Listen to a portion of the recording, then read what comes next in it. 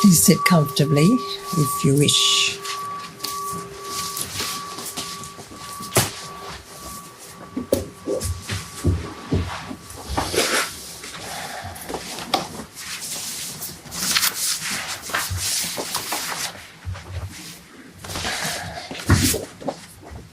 So, here we are. It's a great koan, by the way. Here we are. You can offer that to anything at all, and it will receive you completely. Excuse me. Because we're about to take our practice from this room up into mountains, just as though we haven't been on a mountain the whole time, I wanted to touch into this matter of mountains today, mountains in Zen. It's an old and persistent kind of image, but image isn't it? Pointer to the way. There's a phrase that's often repeated on artwork and calligraphy as an inscription. It says, deeper, ever deeper into mountains. That's because Zen is said to be a mountain way, the mountain way. And those of you who have toiled through the making of a rakusu will know that the final thing you do is add to the back of the rakusu that green thread which is both mountain and broken casuarina needle or pine twig. Mountain is saying mountain way, and the broken twig is saying a karmic matter. After you pass and brush a twig on a mountain path, it's broken. You have passed this way. It marks the way. And that's making it very clear that to take up this way is a karmic matter, a karmic choice. And every step of the way is also karmic. It transforms you, it rearranges you. It also, since it is ever deeper into mountains, just think about the way that when you climb a mountain, the ache in your muscles makes it very clear. You've taken mountain deeply into you.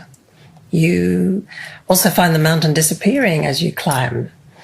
It's never this thing above you, or rarely, only at the start. It's just this endless unfolding way, which your muscles assure you is quite steep at times. So we become mountain. Up there on the wall above Matthew is Ron's calligraphy for mountains and waters, mountains and rivers. I like the fact that the top character for mountain is splashed as though it's wet with waters, with rivers. And flowing down from it is such strong river calligraphy, pouring down on top of your head, Matthew.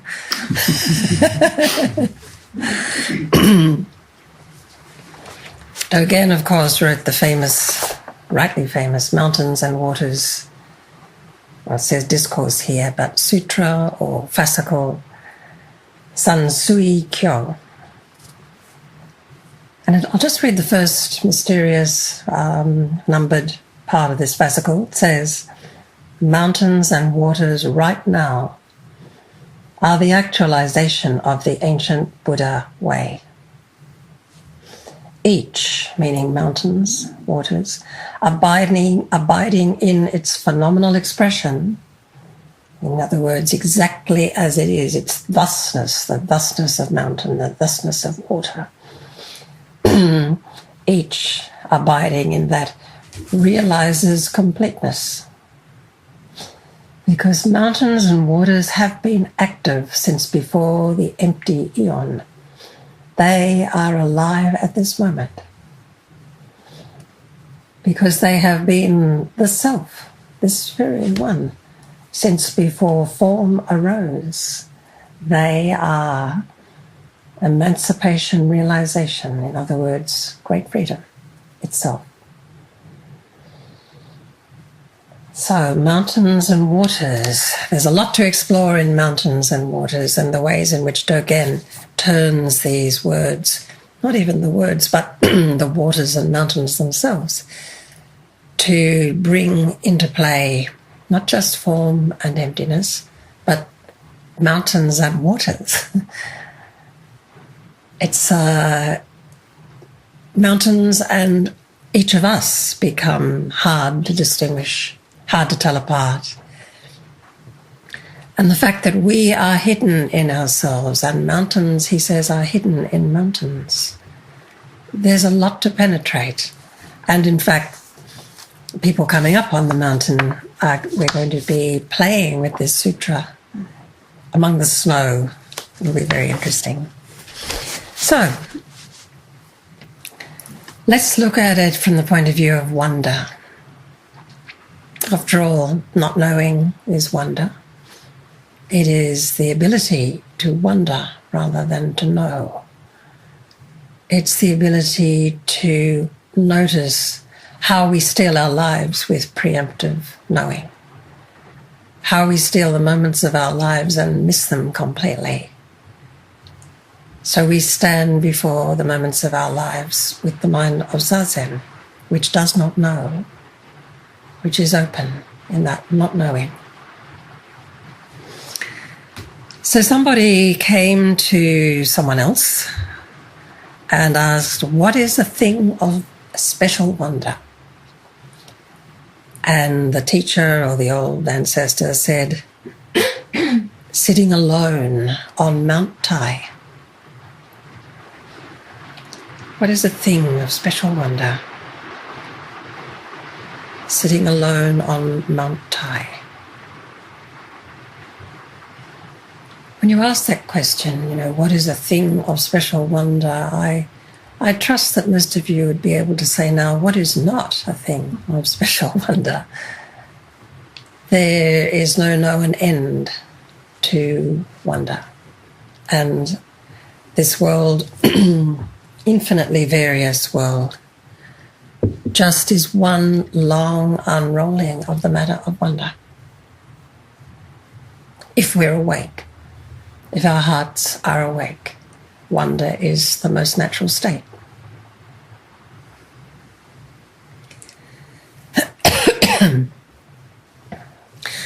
So just a little detour into this matter of Mount Tai. The question is really asking, when he says sitting alone on Mount Tai, he's pointing back to the monk's question of a thing of special wonder, of course. But he's doing it by evoking the sense of, or the image, the presence really, of Mount Tai. Now Mount Tai, or Tai Shan in Chinese, Shan means mountain, hence Dung Shan is, most of the old teachers, many of them were named after their mountain, the local mountain. So Tai Shan, or Mount Tai, is a sacred mountain, both for Taoism, for the Taoist kind of tradition of China, and for Chan. And in fact, it is the most sacred of the 5 most sacred Taoist mountains, sacred site. And the response of the teacher is sitting alone on Mount Tai, but the Lonely Planet has a special note that Mount Tai is very crowded these days. People swarm all over Mount Tai, so sitting alone on it might be harder than usual. But it's a great question to ask, where is Mount Tai? Where is this peak of wonder? This thing of special wonder? The inside story, so to speak, about Mount Tai is that it is the mountain belonging to Manjushri. Manjushri meaning that part of our awake mind, you might say, which has no ability whatsoever to discriminate one thing from another. It is completely blind to difference, wonderfully, richly, generously blind. It sees vast equality. And Manjushri wields a sword which cuts through. It's the sword of not knowing that directly sees the nature of self and reality and cuts through all discriminating efforts of mind, restoring undividedness. So Manjushri really is the wisdom of emptiness. Manjushri brings that up, evokes that, figures it forth. Excuse me. So Mount Tai has Manjushri. It also, among the many kind of incrustations of mythology for Mount Tai, it's also one of the many places Confucius was born. He was born there among other places. And it's actually an interesting mountain because it has such detail, such extraordinary detail about the actual physical place. Has 6 sacred streams that flow from it. It has 462 different medicinal plant species that grow there. Species that are valued medicinally throughout China. It has, among the carefully planted trees on Mount Tai, includes one dating back 2,100 years, planted by another Emperor Wu, Han Dynasty Emperor Wu, not the one we know of in his famous encounter with Bodhidharma. And just to describe how sort of complex it is and how much it has been turned into almost like one vast shrine by now, partly because scaling the highest peak on Mount Tai or Teisho and making a sacrifice there was the way that somebody ascending to the throne of the emperor had to do that. They had to do that to establish their legitimacy. So it has this force of meaning, Mount Tai. You can't go past Mount Tai. It has 22 temples, 97 ruins, 819 stone tablets, 1,018 cliffside and stone inscriptions, 7,200 steps leading to the first place, 6,293, and these all have capital letters, official mountain walkway steps. And so it goes on. That's leading up to the East Peak. And there's countless pavilions and archways, and by now kiosks and shops. So even just to say Mount Tai in Chinese is a way of, if someone is a specially distinguished person, they might be affectionately referred to as, he or she is a real Mount Tai. So it has a lot of accreted power culturally. And it has some significant places on it. I just want to mention one of them, or maybe two. One of them is called Abandoning Oneself Cliff. I don't know what happens there. Another one is Explore the Sea of Clouds Rock. So this is a way of understanding partly the turn of the Chinese mind in relation to mountains, in relation to the love and valorizing of mountains. And that's not hard to understand. A mountain like this one here that we're on, look at the presence it gives to Hobart. Look at the presence of wild, powerful presence. It just states without moving an inch. It's surely a thing of special wonder itself. And sitting alone together here on it has been for me a special wonder. But ultimately, even this is a thing of special wonder. Of course, I've been My eyes have been loving it all the last 3 days. It's such a beautiful and complete apple. And you could say, you could let an apple teach you about zazen. After all, an apple does non-stop zazen. It does not have a noisy self. It adds nothing whatsoever to the bottom line of the economy. It is such a kind of presentation of completeness.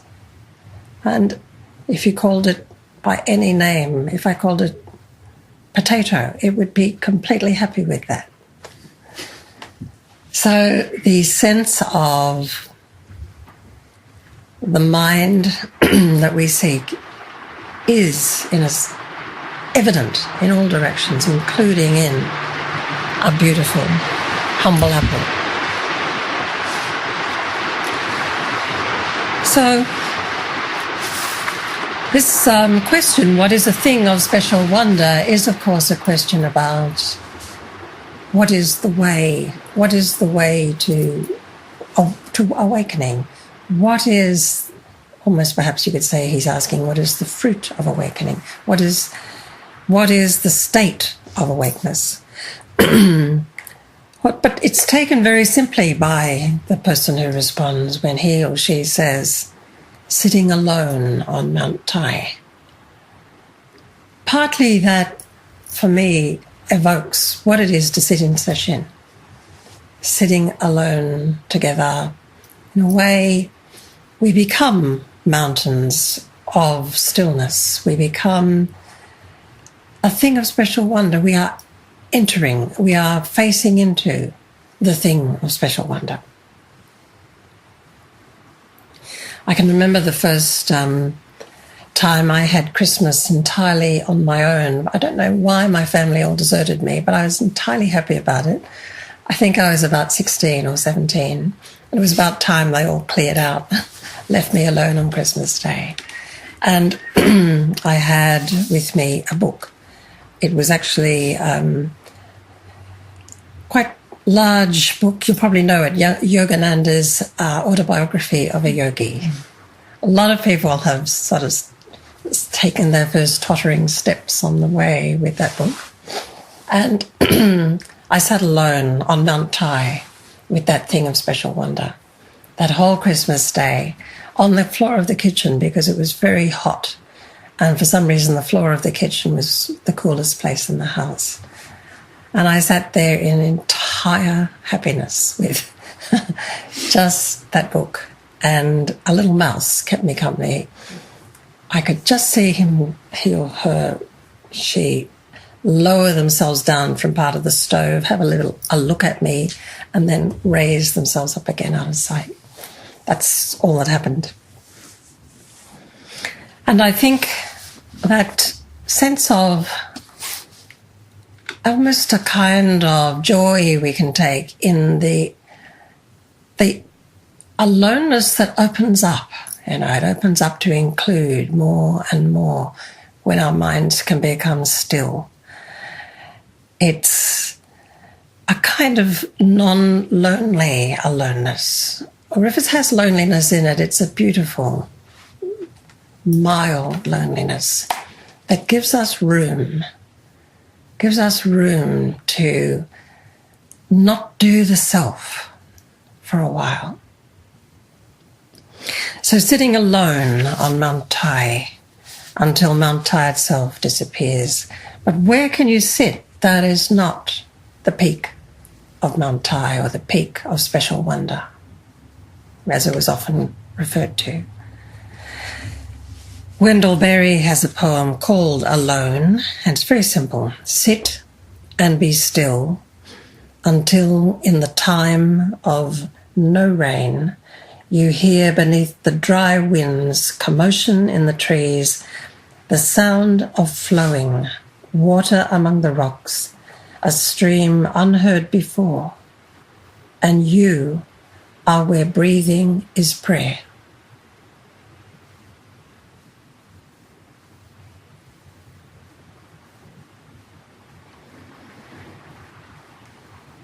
This is the place where each thing of special wonder can open.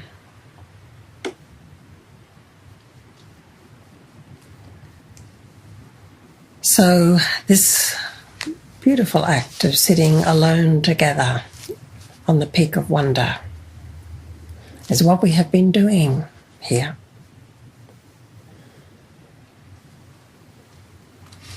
And to know that you and we are all spending time with others who also know a little bit about breathing is prayer, is a precious thing to be looked after, as it is here, very closely looked after.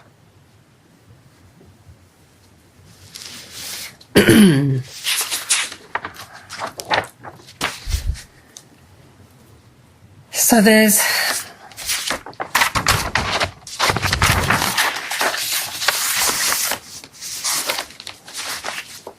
a kind of, just as an apple can teach us how to do zazen, how to practice, a mountain, of course, conveys it effortlessly all the time. The sense of presence in a mountain that so easily, in the case of Mount Tai, turned into virtually a deity. The mountain became not just the genius of place, the spirit of place, which had various names in various dynasties, but the mountain itself is revered as a deity, as a god. That sense of presence is a pointer to practice, because practice is the way of presence.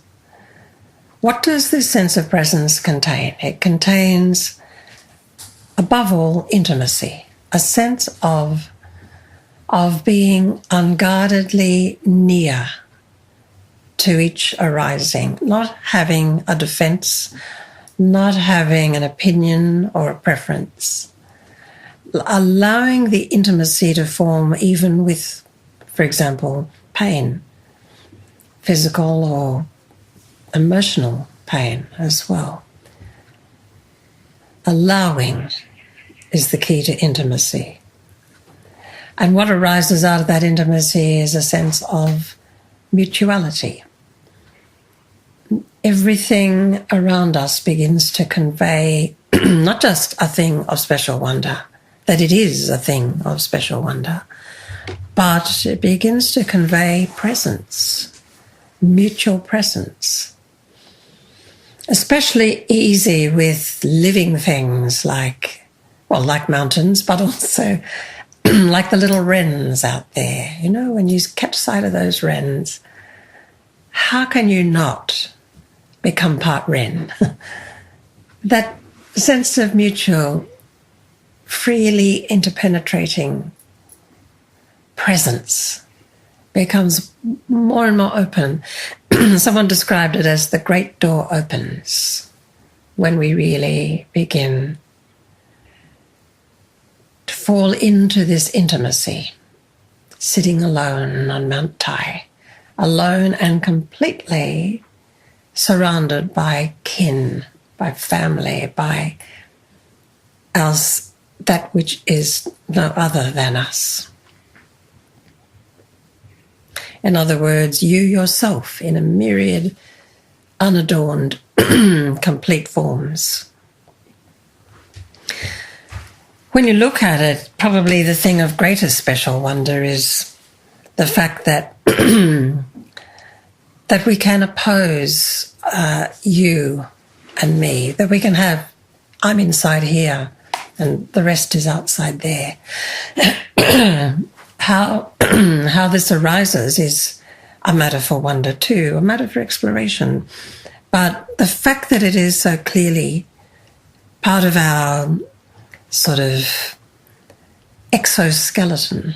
It is exoskeleton because it's more like a cockroach's shell that contains and seems to seal us in, as though we need armouring, as though we need to hold everything out there at bay, and all the time nothing is out there at all. Nothing. No, nothing is there. Nothing but this is here. And it is undivided, so that the sense of no thing is this kind of rich flow of undividedness, the undivided that can come and realize, touch us and realize us. Where are you not? Where can you find in any of the realms of any of your senses where you are not?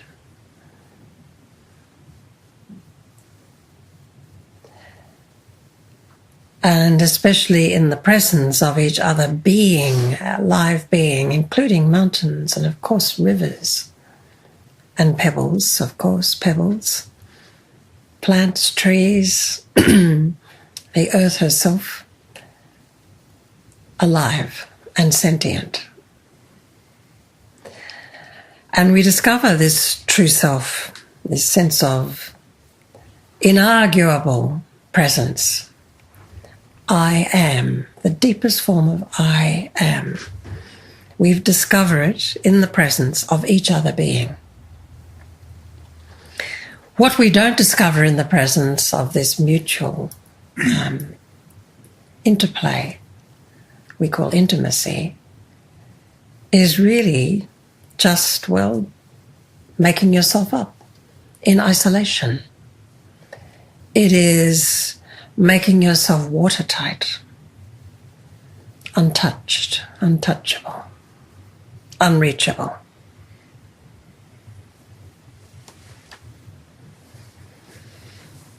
So, where is Mount Tai? There is actually a case about another mountain, which somewhere here gives us a pointer to that question. And it's about a couple of characters who go off picnicking in the mountains. So when Baofu, this is case 23 from the Blue Cliff Record, when Baofu and Chan Qing went on a picnic in the foothills, Baofu lifted his hand and pointed to the top of a hill, saying, "Just this is the top of Myo Peak."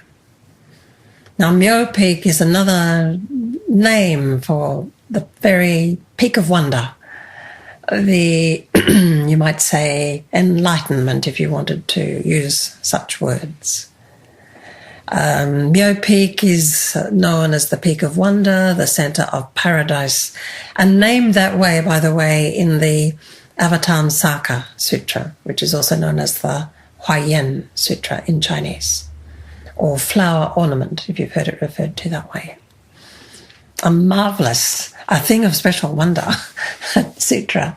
It's around this thick, the book, and it is like a literally mind-blowing exposition of the interpenetrability of all things, and it's almost like chaos theory being evoked in front of you with all of its sense that within each particle of matter, the entire universe is present. And it does this through literally thousands of pages of extraordinary, ornate imagery and a kind of power that gradually demolishes your resistance, your ability to think, your ability to put anything at all in front of it. I'm not sure that I'm recommending you read it, but you might at least take up, the last part of it is called Direct Entry into Reality, and that's a very interesting account of someone going one by one to, I think, 53 sages, many of whom are women, interestingly, and discovering deeper, ever deeper, the matter of moving into mountains. Anyway, just this is the top of Myo Peak, says Baofu, pointing to an ordinary hill. Well, if there's anything called ordinary. That's true, you're right, said Chan Ching. But a pity, he added. But a pity. Sui Do, who crops up throughout the Blue Cliff record, making ironic, not even ironic, just dry comments. Like someone, it'd be good to have Sui Do in the room always so he could mutter in the corner and undercut what's being said and make a dry comment. What he says at this point is, going on a picnic with that fellow, what are you doing? So what's going on here? You know, what's wrong with saying just this, you know, or just this is the peak, is Myo Peak. It's beyond question. Of course, a thing of special wonder. Of course, the peak of wonder. So is this. So is this. So what's wrong? Why does he say, that's true, you are right, but a pity? And why does Sui Do say, going on a picnic with that fellow, what are you doing?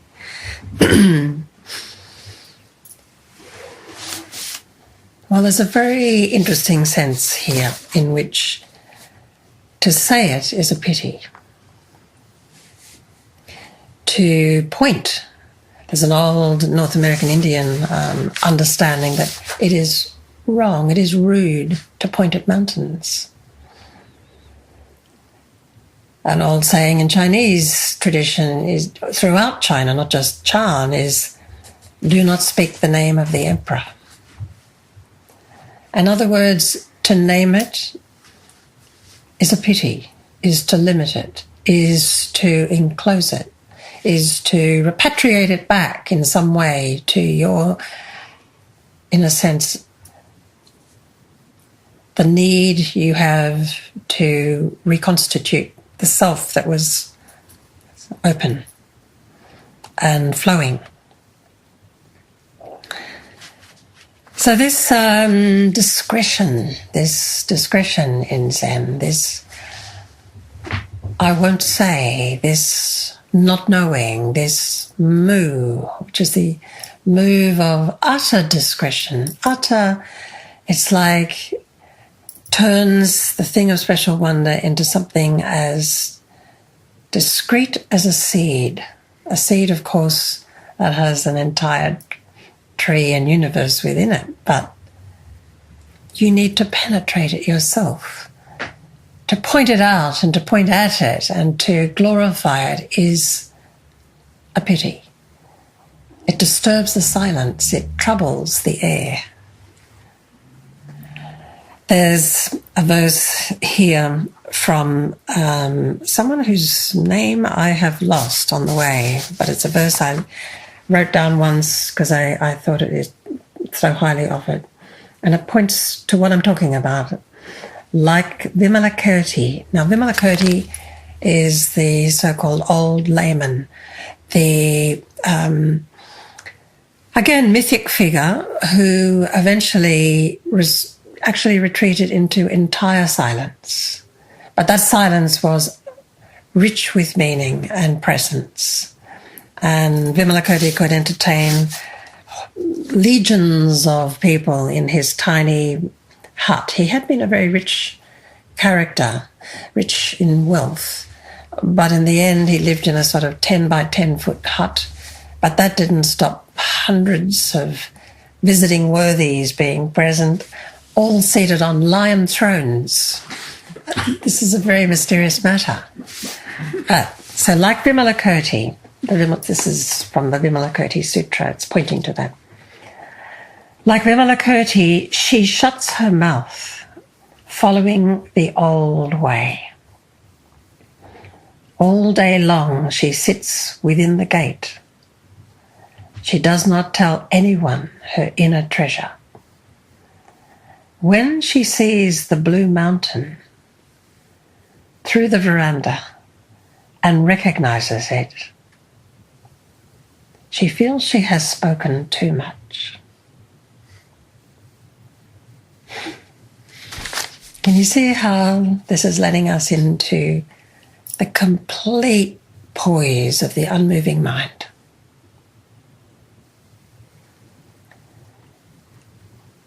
It's as though the entire earth, in all its extraordinary detail, has signed a non-disclosure agreement with us.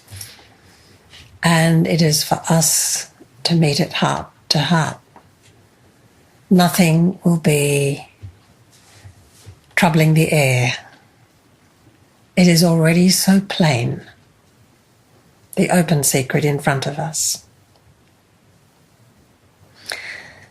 So like Vimalakirti, she shuts her mouth, following the old way. All day long she sits within the gate. She does not tell anyone her inner treasure. When she sees the blue mountain through the veranda and recognizes it, she feels she has spoken too much.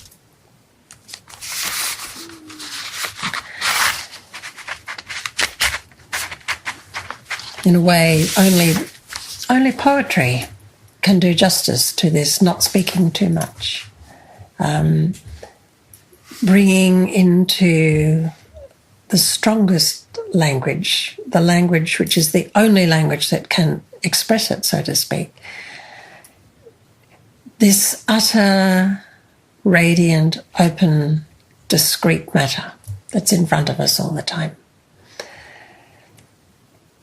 And one of the things that we're going to do in Mount Field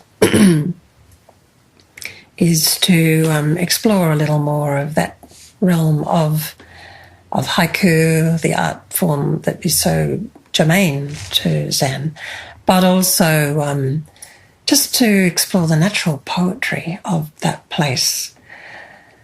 And that's part of what inevitably comes to light as you walk the ancient way. The natural poetry, the thing of special wonder, one after another, that lights the way.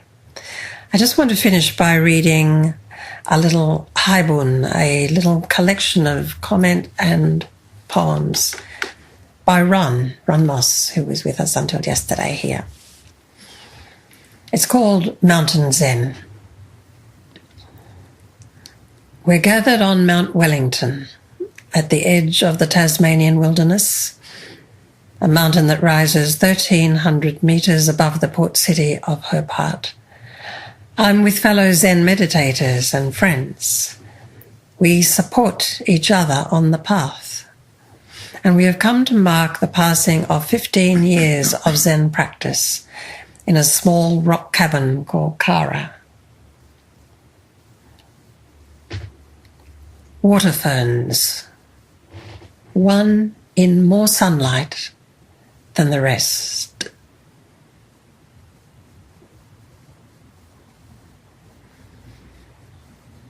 We sit in a silence that emanates from deep within the rock.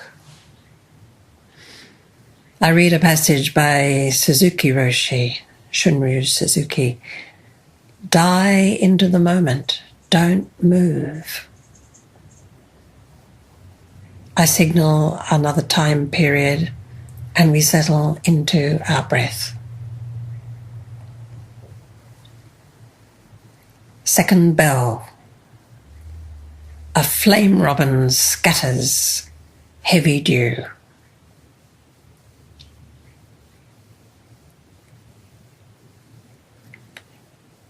The wind lifts and the old rock cabin roof changes key.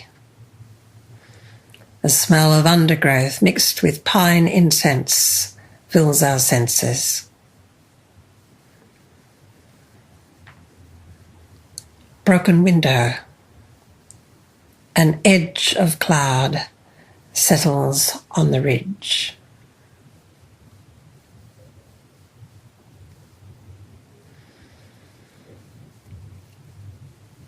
A thing of special wonder.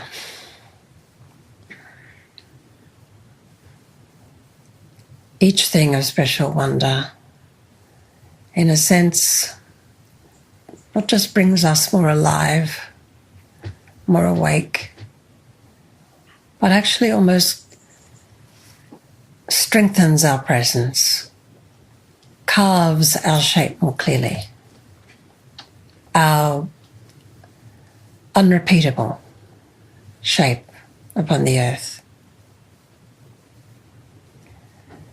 this beautiful proclivity of the human mind to draw in the sentience of other beings, whether they're water ferns, an edge of sunlight or cloud, a scatter of heavy dew, a flame robin, a sound, that we are the collecting point of this vast reservoir of styles of sentience, of forms of intelligence, of forms of wonder. If there's nothing else worth the hard miles of a Zen practice, it is to be able to begin to be unable to avoid this sense of wonder. So sitting alone on Mount Tai, that's exactly where you sit on your cushion, on the peak of wonder. And then you get up and that mountain walks, which we'll do tomorrow.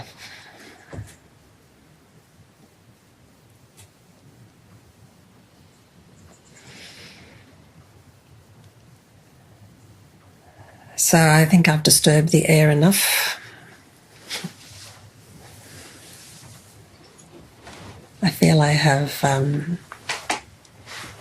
said too much, as the old poem puts it.